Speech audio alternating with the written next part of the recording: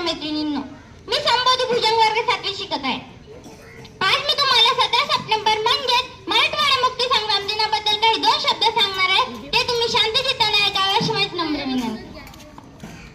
आज 17 सप्टेंबर म्हणजेच आपला मराठवाडा आज मुक्त झाला. मराठवाडा मुघलांच्या गुलामीतून मुक्त झाला.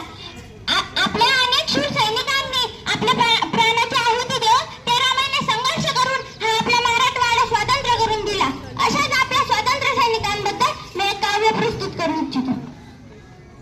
समोर होता एक तारा, समोर होता एक तारा अन पायदळी अंगार. समोर होता एक तारा अन पायदळी अंगार. स्वप्न पडले उष्ण काळाची तरी हाती मात्र अंधकार. स्वप्न पडले उष्ण काळाची तरी हाती मात्र अंधकार. देश सारा उजळा जरी, देश सारा उजळा जरी तरी मराठवाड्याची काजळ रात. तेव्हा पेटली अग्नी ज्वाला, तेव्हा पेटली अग्नी ज्वाला. सर्व दूर अंगार मनात, सर्व दूर अंगार मनात.